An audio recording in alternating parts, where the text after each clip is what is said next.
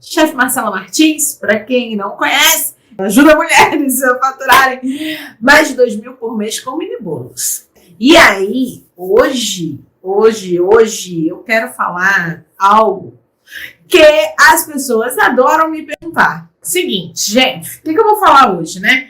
Primeiro eu quero dizer aí que a gente teve essa semana, né? A gente teve um pouquinho afastada, mas eu voltei com a corda toda. Essa semana a gente vai ter sempre live aula na segunda e na quarta. O mês de fevereiro todo, na verdade. A gente vai ter live aula segunda e quarta-feira. Nossa, piorou. Vamos ficar sem óculos. Segunda e quarta-feira, tá? Então você já anota aí na sua agenda que segunda e quarta-feira, live aula, sempre 19h19. Não vai ter da sexta-feira. Eu não tô podendo fazer a da sexta-feira, tá? Mas quando eu puder voltar, voltaremos. E aí, você já deixa gravado na sua agenda isso. Outra coisa, vou falar agora sobre, né? Você já compartilhou com as 3 mulheres que você conhece que gostam do assunto bolo que eu pedi para você? Você não compartilhou, compartilha que tem tempo. O pessoal tá chegando aí devagarinho, tá? Olha, e aí, hoje eu quero falar sobre um assunto que interessa. Por que eu tô dizendo que o assunto interessa a todas, né? Porque outro dia eu recebi essa pergunta e algumas pessoas já me interromperam assim, já me pararam para perguntar: Marcela, você fala tanto de balanceamento de fórmula, eu queria aprender a fazer, eu não sei se as receitas de bolo que eu tenho servem, não sei se as receitas que eu tenho eu posso fazer mini bolo, enfim, eu vou explicar hoje o que é balanceamento de fórmula de bolo. Porque é importante você saber isso, porque você dominando este assunto, você vai fazer como Marcelinha faz. Você vai olhar para as receitas, vai saber se a receita está certa ou errada. Quando eu disser o que você precisa observar, você já vai ficar com isso na sua cabeça. Quando eu falar quais ingredientes determinam o tipo de massa que você vai ter, você também já vai olhar a receita lá e vai saber, tá? Então é por isso que eu falo para vocês, a receita é importante no momento, mas antes de chegar a receita na nossa mão, a gente tem que observar o quê?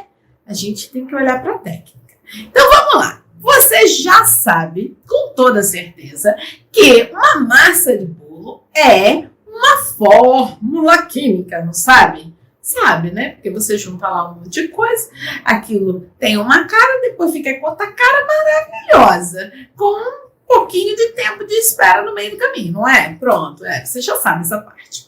Então, eu quero dizer que se é uma fórmula química, você tem elementos que se comportam diferente dentro da massa, beleza? Essa parte está ok. Quais são esses elementos que a gente fala, né? Esses elementos químicos. A gente está falando da farinha, a gente está falando da gordura, a gente está falando do açúcar, a gente está falando do ovo, a gente está falando do leite, se a sua tiver, a gente está falando do fermento também, não é? Pronto, a gente está falando desses ingredientes que são os componentes da nossa fórmula química de bolo. E aí, eles se relacionam entre eles. Por exemplo, quem casa com açúcar? A farinha de trigo casa com açúcar, a gordura também casa com açúcar, a farinha de trigo casa com os ovos, o leite casa com o ovo. E a gente vai tendo esses casamentos dentro da produção da massa de bolo. E quanto melhor este casamento, mais bonito é o resultado, não é? Vocês sabem, assim é a vida real também, né? Quanto melhor o casamento, o resultado é sempre bom também. Então, é o seguinte, eu ainda não fiz essa matemática, tô esperando a vida fazer, né? Essa matemática aí para ver se dá certo, ainda não deu. Minha química tá, com problema, desbalanceada. Mas a minha química de bolo tá fantástica, então é sobre ela que eu vou falar. Olha, esse balanceamento, primeiro, eu vou te dizer, quem é que determina tudo na massa do bolo? Você vai dizer para mim, é a farinha. E eu vou dizer, não é, mentira. Pera, gente, deixa eu mexer aqui numa coisa. Ai, meu Deus, esse Instagram adora esculhambar minha live. Vou dizer para vocês, viu? Esse Instagram. Manda um oi aqui, galera, nessa live do Instagram. Só para ver se tá tudo ok. Que ele tá meio doidaço.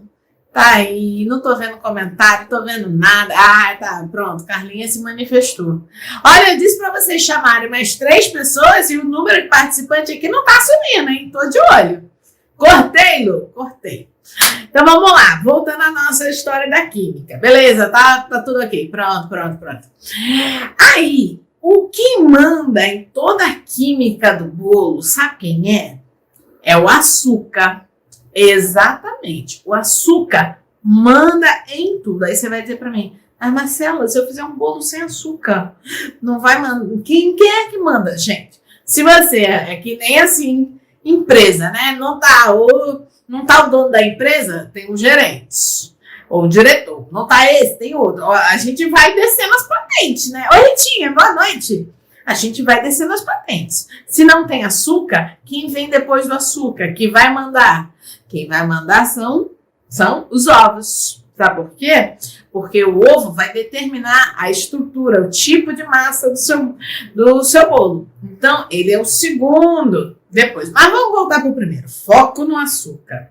Foco no açúcar, que é quem manda na parada toda, beleza? Então vamos lá, né? Açúcar na química, ele tá mandando em tudo. O açúcar eu já disse para vocês. Ele tem a propriedade de, né? Qual é o papel do açúcar numa massa de bolo? Ele vai caramelizar, ele vai adoçar, ele vai fazer redes de estrutura e sustentação para o nosso amiguinho glúten, junto com o nosso amiguinho glúten, lá dentro do processo, né? Então, açúcar ajuda na estrutura. Além de mandar no balanceamento todo, ele vai ajudar na estrutura. Beleza, essa parte está sussa, Marcela.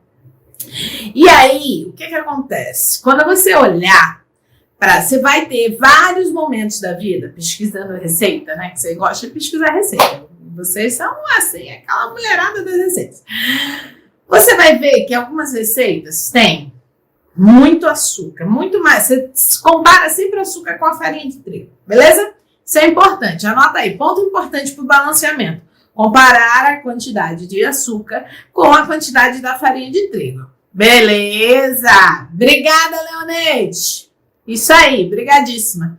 Então, quando você quiser balancear a sua fórmula de bolo grande para fazer mini bolo, compara a quantidade de açúcar da receita que você está vendo. É a mesma da quantidade de farinha? Se é, ponto positivo. Se não é, o que pode acontecer? Bem, se não é, ela pode ser mais do que a quantidade de farinha de trigo, mas não o dobro. Se tiver o dobro, tá errado, tá? Ela pode ser até 1,5 vezes a quantidade de farinha de trigo, por exemplo. Eu tenho 100 gramas de açúcar, eu tenho 100 gramas de farinha de trigo na receita. O açúcar pode ser até 150 gramas. Passou daí, a coisa não tá muito balanceada, não, tá? Porque no balanceamento, a gente tem 2 tipos de massa, tá? Deixa eu olhar aqui para vocês, só para não falar besteira. Pronto, aqui, ó. No balanceamento, a gente tem 2 grupos. Eu tenho o balanceamento das receitas de alta relação, essas que tem muito açúcar, 1,5 vezes a quantidade de farinha. E eu tenho o balanceamento de baixa relação, aquele que a diferença entre um ingrediente e outro é menorzinha, não é essa tão distante, tá? Não são 50 gramas, por exemplo, de um ingrediente para o outro. Então, vamos lá. O primeiro, alta relação, muito açúcar na sua preparação. Isso significa dizer que na hora que essa massa for para o forno, ela vai ter muito mais caramelização. Você vai ter um bolo com aquela casquinha, aquela crostinha crocante.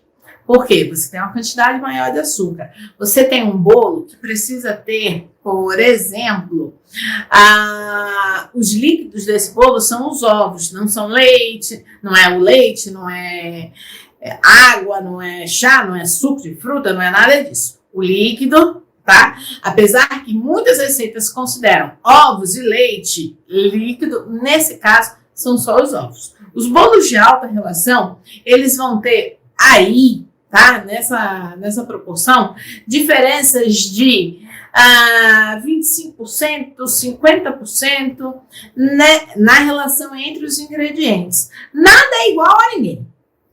Nos bolos de alta relação, nenhum ingrediente está na mesma quantidade do outro. Todos eles são diferentes, mas são diferentes proporcionalmente. É isso que mantém o balanceamento para funcionar a fórmula do bolo. Quando você tem um bolo de baixa relação, quando você tem um balanceamento de baixa relação, o que acontece? A maioria desses ingredientes da massa de bolo são iguais, têm a mesma quantidade ou são muito próximos, o que vai dar também um resultado muito bom. O bolo de alta relação de balanceamento e a massa de bolo de baixa relação de balanceamento não significa que um é melhor do que o outro não, tá? Eles são diferentes, mas têm resultados bons. O importante é isso não estar desequilibrado. O que acontece às vezes para dar errado é o desequilíbrio de um e outro. Você não fez um balanceamento, nem que é alto equilibrado, nem baixo equilibrado. Ele tá uma bagunça. Você não fez balanceamento nenhum, a coisa dá errado. O balanceamento é você trazer uma fórmula do bolo que você tem e ver a proporção que os ingredientes vão se combinando. Ela pode ser, como eu disse, alta ou baixa. Agora, Marcela, quando é que eu vou escolher uma proporção alta ou baixa? Um balanceamento em que eu faça e eu vou pensar assim, vai ter muito açúcar nessa minha massa. Então eu não quero um bolo com muito açúcar. Eu quero um balanceamento baixo. Quando você tem muito açúcar, o que você vai levar para perto desse açúcar? Aquilo que ele gosta, né? Você vai levar mais gordura e não vai levar muito líquido. Por quê? Porque a farinha de trigo, ela vai ser menor do que o açúcar. Se você botar muito líquido ali, a coisa vai ficar assim, um sopão, sabe? Um sopão, a massa sopão, não vai rolar. O que acontece? Para massas que você faz baixo balanceamento, em que você tem pouco açúcar, aí você pode jogar um leitinho, né? Porque a quantidade de farinha vai ser quase a mesma do açúcar e aí os líquidos podem te ajudar. Mas eu quero, de fato, que vocês entendam o seguinte. Essa relação, ela também vai te dizer que os outros ingredientes que entram na massa, eles vão mantendo os seus papéis, né? Eu não sei se vocês sabem todos os papéis de todos os ingredientes de massa de bolo, sabe? Né? Você sabe que o açúcar, já falei, os ovos trabalham para a estrutura, né? Fazem um processo de espuma e também de estruturação junto da massa. A farinha de trigo mantém essa estrutura, além de reter dentro da massa as bolhas de ar que o início do processo pode ter, ou a fermentação química pode te dar, né? Então, tudo isso, cada um no seu papel, vai exercendo conforme o tempo vai passando. Um bolo, por exemplo, o fermento, quando ele entra na massa, as pessoas dizem assim, botou fermento, já está agindo. Não tá, mentira, não tá. Quando você coloca o fermento na massa, ele começa uma produção de gás, né? Inclusive, se ele estiver bom, é para ele começar assim que ele bate no líquido.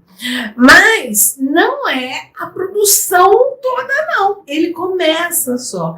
E o que vai acontecer é, quando ele entrar no calor do forno, aí sim a ação dele dá aquela bombada. Então, o fermento, só depois que ele entra lá, que a massa vai pro forno, é que ele faz, agora sim, o palco é meu. Aí ele faz a ação. Antes dele, quem é que está trabalhando? Antes dele, quem está trabalhando é o açúcar.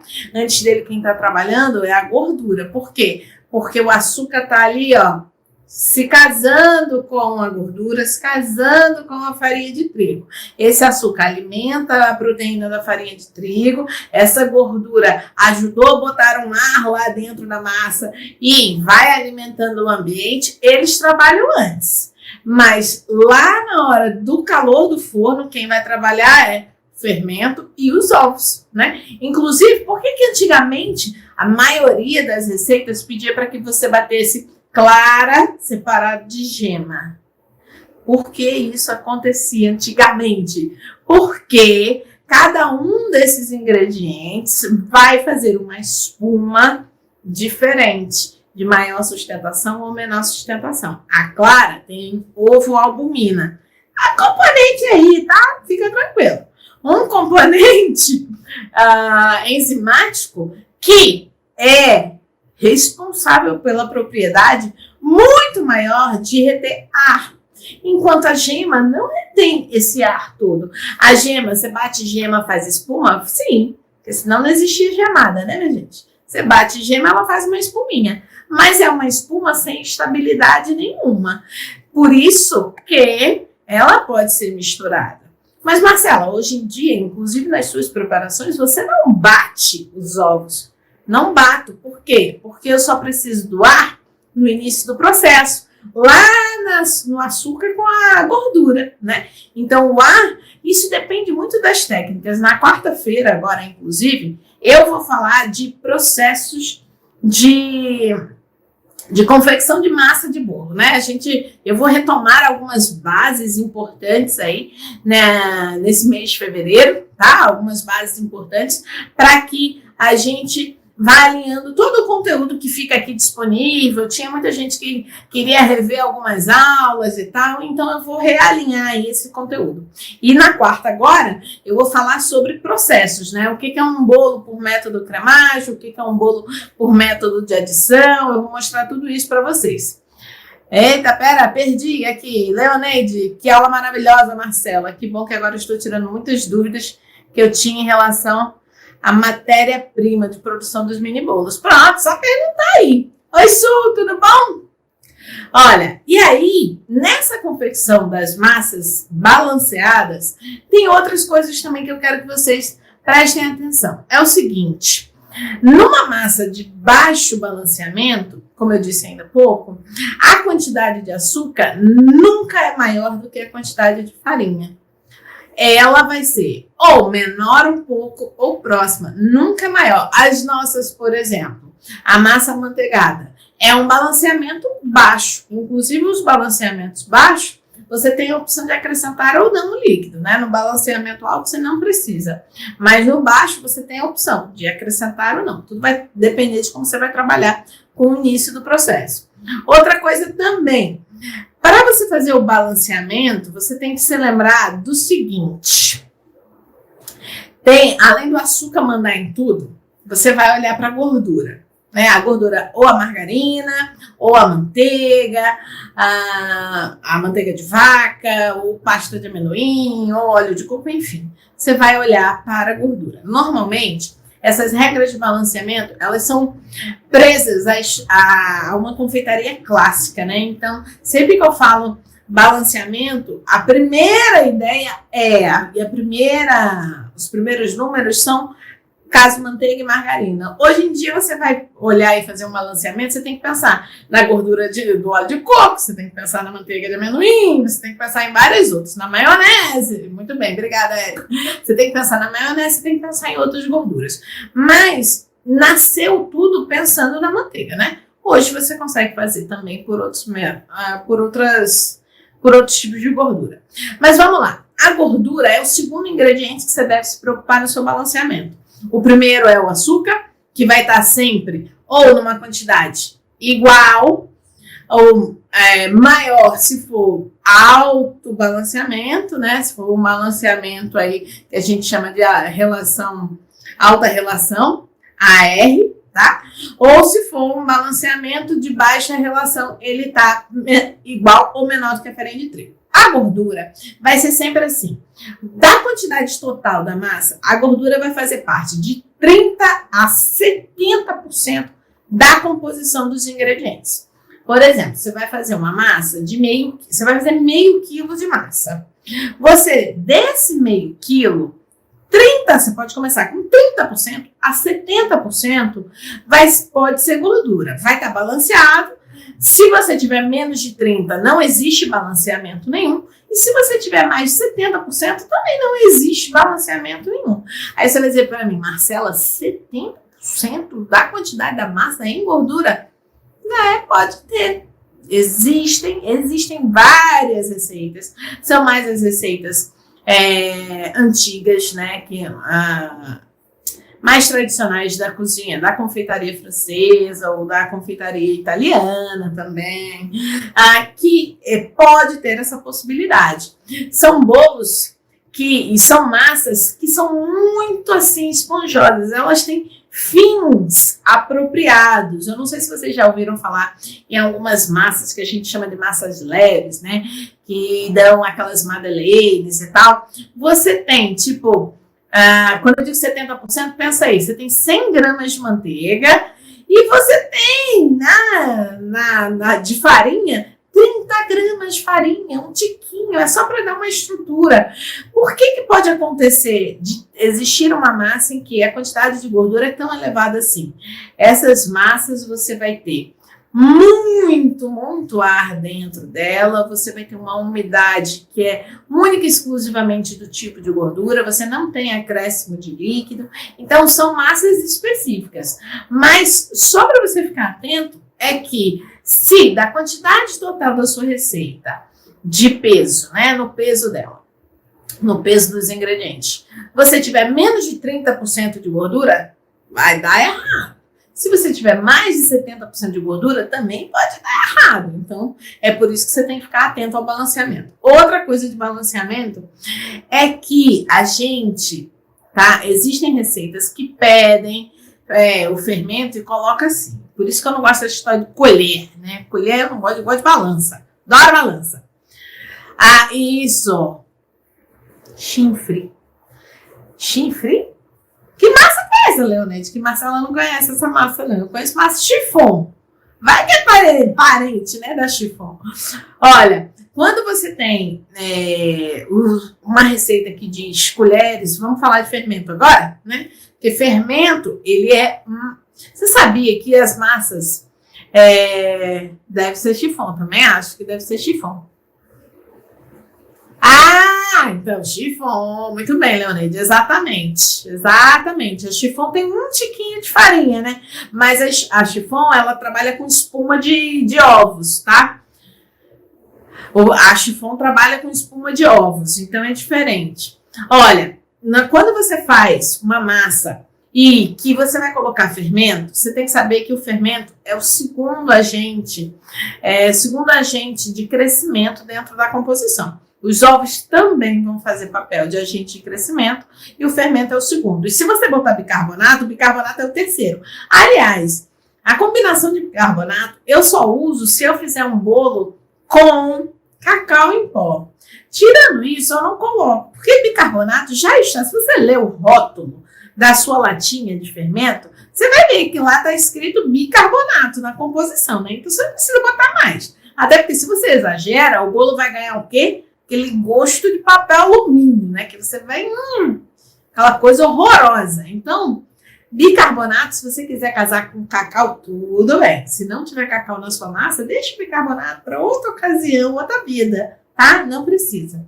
Então, vamos lá. Se você vai usar o bicarbonato, ele tem uma proporção também. Qual é a proporção ideal de bicarbonato? É aquela que vai estar entre 3% e 6% da quantidade da sua massa. Tá? É uma quantidade muito baixinha, é óbvio.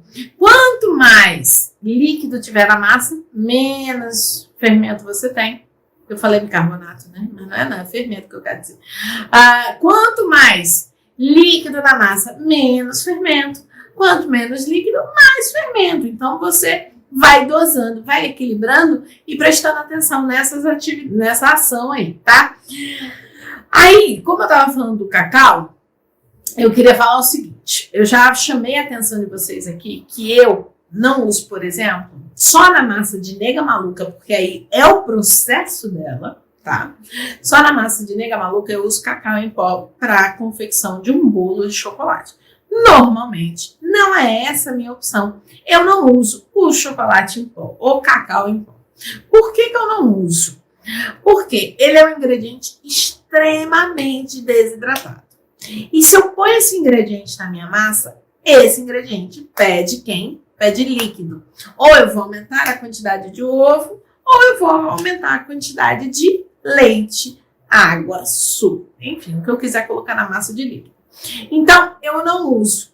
Por quê? Porque se eu ponho líquido numa massa, ela fica muito mais perecível. E eu, preocupada com o armazenamento e durabilidade do meu produto, eu tento torná-lo cada vez mais resistente. Então, eu não faço quase nenhuma massa com líquido. Por quê? Porque é uma massa mais perecível, tá? É uma massa mais perecível, então eu não trabalho. Então, não uso cacau em pó. Quem gosta de usar, maravilha. O Nega Maluca fica bom. Por quê? Porque o líquido, qual é o líquido do Nega Maluca? Ovo e água. Não é leite. Leite é muito perecível. Então, se você vai substituir... Oi, Adri! Se você vai substituir, maravilha! Se não, opções. Para quem não quer usar leite, Grace. Para quem não quer usar leite, pode usar bebidas vegetais. Não tem nenhum problema. O cacau em pó, eu não uso. Eu uso chocolate mesmo derretido. Faço a junção desse chocolate no momento exato que deve entrar na massa. Não faço aí a adição do chocolate no final. Vocês já devem ter me visto fazendo massa de chocolate. Talvez algumas pessoas já viram, né? E eu faço até o chocolate branco, quando eu faço a massa do chocolate branco, igual a gente fez aquela de Damasco aí no Natal, perto do Natal, lá em dezembro. Vocês viram, eu coloquei o chocolate branco no meio da massa, derretido, que é para ele saborizar. Eu uso isso como um saborizante. O chocolate meio amargo ou ao leite, além de saborizar, ele também vai me dar cor, né? E ele não interfere na estrutura em demasia da minha massa de bolo.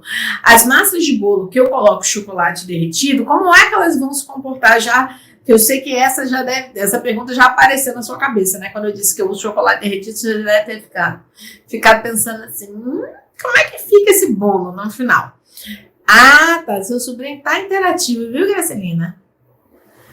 Não endurece, Su. Por que não endurece? Esse chocolate, ele entra... Agora sim. Vamos lá, início desse processo. Flavinha hoje está traumatizada com Damasco. Passou a tarde envolvida com Damasco. Olha, esse processo, Su, é o seguinte. Você derrete o chocolate, deixa todos os seus produtos em temperatura ambiente, tá? E aí, você faz a junção desse chocolate no início do método cremage. Eu trabalho com o método cremage. E quando você faz essa adição ali, ele está derretido, ele não está quente, mas está em temperatura ambiente. Eu estou aqui em Portugal, não sei se você sabe, mas às vezes eu tenho que driblar esta temperatura ambiente que me apresenta, né? Inclusive, eu estou com o aquecedor ligado, porque hoje está um frio dele, né? E eu sou friorenta de natureza. Então, eu faço essa adição do chocolate derretido na minha cremagem. E depois vou colocando todos os outros ingredientes na medida em que a ordem vai pedindo. Inclusive, eu não sei se vocês já pararam para pensar que a ordem que vocês colocam ingredientes na massa de bolo, ela faz uma diferença brutal. Inclusive, alguns métodos, você não pode inverter nada. Nada. Se você inverter, o que acontece? A reação química já era, vai dar ruim. Então, alguns métodos de confecção de massa de bolo, você tem que respeitar a ordem dos ingredientes para que a reação química aconteça do jeito que é para acontecer, com um ingrediente casando com outro. Existem opções em que você não precisa se preocupar com isso, mas na maioria das vezes você vai ter que se preocupar, porque bolo é reação química, não é? Então, não fica na dúvida não. Segue lá o que está escrito no passo a passo para não dar errado, tá?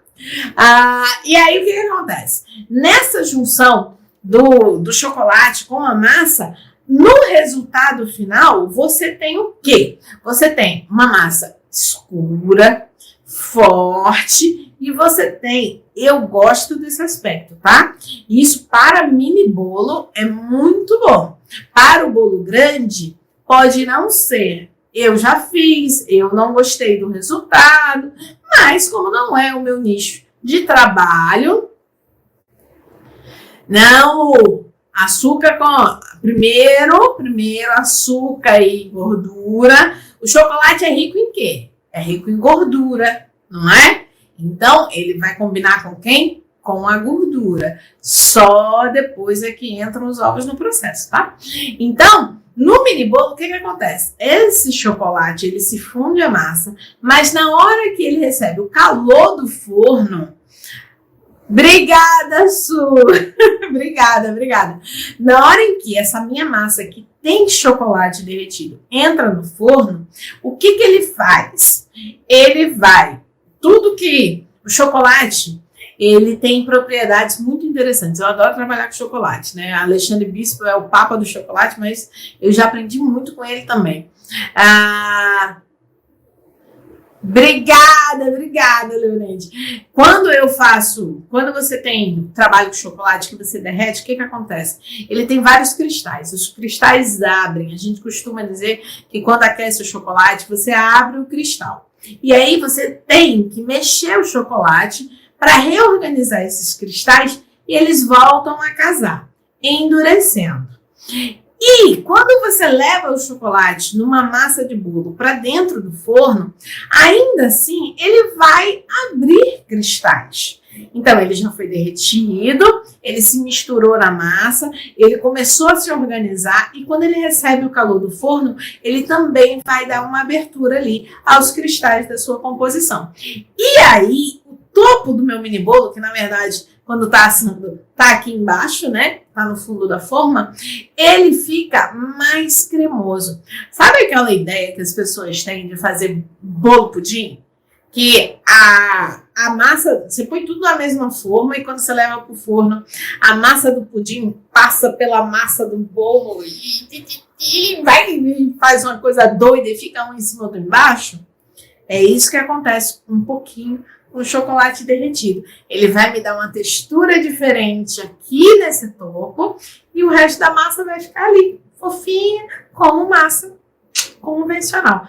Eu adoro esse aspecto. Vai lembrar um pouco brownie, vai dar umidade e vai ser chocolatudo.